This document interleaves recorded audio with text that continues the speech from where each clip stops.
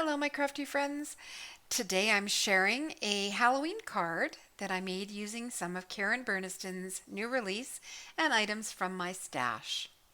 As you can see, I made a slimline card. Traditionally, slimlines are folded 3.5 inches by 8.5 inches, but I made mine 4 inches by 8.5 inches when folded, and you can see that it still fits in a number 10 business envelope. The pattern paper is from Stampin' Up. I think I got it last year. It would be retired now, but I'm an advocate of going through your stash and using up what you have. So I pulled that out, and also a Mrs. Grossman sticker. Oh my gosh, I've had those stickers for many, many years, and I'm really proud of myself for actually using one because I do tend to hoard them. The little decoration on the front was made with Karen Burniston's crosshatch ovals, which is a nesting die set that has alternating crosshatch edges and a straight edge with an embossed edge detail to them. Now you'll see I have wiggly eyes on the front, and that is the lead-in inside the card. You can see I used Karen Burniston's new flip frame pop-up, and that's why I did it a 4-inch width. Well, I could probably have managed to do a 3.5 or a 3 3/4. I know it's going to fit in a 4-inch width, and the 4-inch still fits in the business envelope. So I'm just sticking with the 4-inch size for this one. Now the little ghost and the spider, the skull here, and the sentiment block, they are old items from K & Company, again, that I've had in my stash. So I'm really trying to get these things out and actually use them.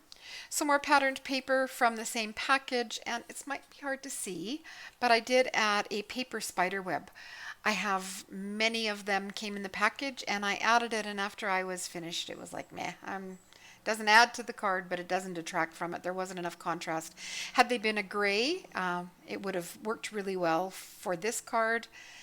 I just decided to leave it on. I wasn't going to mess with trying to pull it up. Had it detracted from the card, we probably would have had to have started over with a different pattern paper. But at any rate, I cut 2 of the frames from the new flip frame pop-up and sandwiched a piece of acetate in behind. And then I adhered my googly eyes. Now the googly eyes I've had in my stash, they were from several different packages, and I don't have a lot of luck with wet glue and acetate, so I used a dry tape runner to sandwich the acetate in between my frame, and then I used glossy accents to adhere the eyes and then let it sit so that the eyes had a chance to set. I added googly eyes to the ghost as well. Now the boo and the creepy hands are from Karen Burniston's Halloween Elements. And you can see the card opens and closes very smoothly. There is no problem with the mechanism at all. But how Karen designed it is that this corner slides along this area of your card. Now I did a slimline, so I had lots of room to add height to my frame. Normally this would fit in an A2 card quite nicely, but you wouldn't add anything to the top of it because it just fits perfectly inside an A2 as it is. But same thing with whatever size card you make, and that's one of the benefits to Karen Burniston dies is you can change up the size of your cards. You get to decide where on the fold you put your pop-up. You get to decide on your card size as well. So this corner is going to rub against here, but you can see, there's just absolutely no problem. The mechanism works and the card opens and closes easily. Now I did have a really big catch point when I first made the card. The ghost was over on this corner, and the spider's legs caught the edge of my card every time I went to close it. I'm not big on sending instructions with a card or having someone try to figure out now how do I do the card, or ripping it potentially. There's a lot of work goes into these pop-ups. So I did end up being able to move my ghost over, and that prevented any pop-up. But it's always a good idea to check for catch points when you are making a pop-up card. And if I had put our signing block, if I had moved it down, that could potentially have been a catch point. So that's why I kept it up top. Plus I liked the design of the pattern paper. It did help fill it up. my stamp from Riley and Company on the back. Now, one of the things I like about a slimline card, making them 8.5 inch, is if you open up your card for a, and this is a North American size, but a letter size sheet of cardstock. So 8.5 inches by 11 inches long. And you cut it at 8 inches. So that gives you your card, which is 4 inches by 8.5. You've cut it at 8 inches, scored it down the center at 4 inches. So you've got 4 inches by 8.5 inches. And then you have that strip that's left over. And that's, if you do a 4x9 card, you end up with, smaller, narrow strips that I hang on to for sentiment banners, but making it an 8.5 inch width when you're using letter size cardstock just makes a world of difference in the layering piece. Now I did layer that piece onto the back here, only because I have patterned paper and I have decorations on the front, and I do like a card to feel balanced in my hand.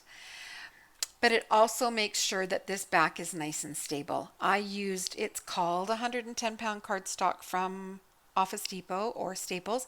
It's the same cardstock I've been using for card bases for 100 years. But it's not all that sturdy. Like, it says 110 pounds, but the 110-pound cardstock that you can get at Michael's, I find that much sturdier. Now, someone may say, oh, but you've got to watch the GSM count. I've made that mistake a couple of times where I've bought 110-pound with a higher GSM, and it's even more wussy, I call it, than this one. So if you're finding that you have the flip frame and it's not really closing quite enough, or it's catching, or there's a buckle, just add a panel to the back of the card. It will balance the weight of how the card feels with the decorations on the front and the back, but it also adds stability for the mechanism to close nice and easy.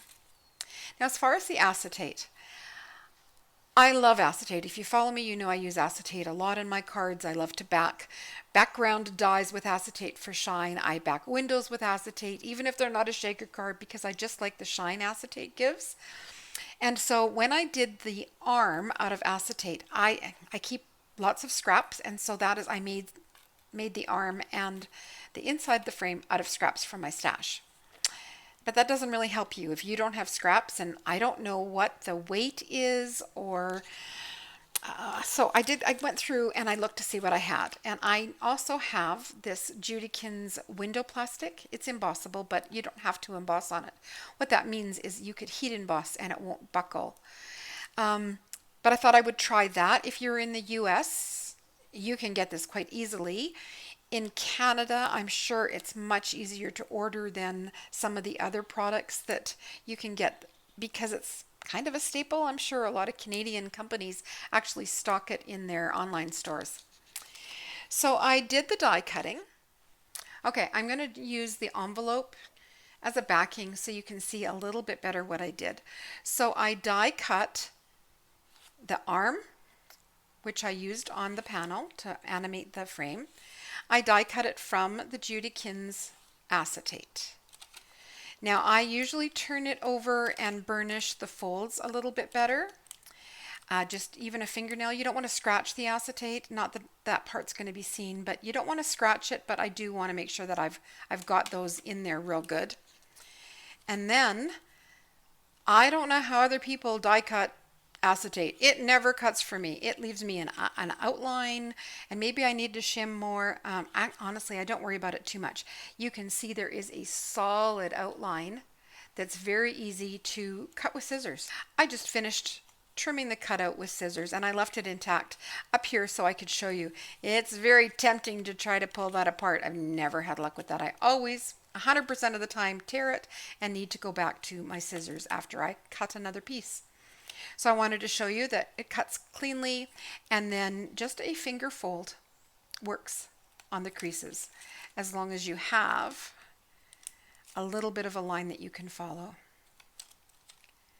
So there's the start of my arm, and I hope that helps. If you don't have scraps of plastic or acetate and you're wondering what you can use to make a transparent arm. So that is my Halloween card today, and I know it's early and I'm not trying to rush summer at all, We're finally getting some summer weather, but I had this idea. I had this idea to make a clear frame, put googly eyes on it, and once I have the idea in my head, I have to get it out of my head or nothing else comes in. So that is why I made a Halloween card. If you enjoyed my video today, give it a thumbs up and subscribe for more of my interactive cards. And that's it for me today.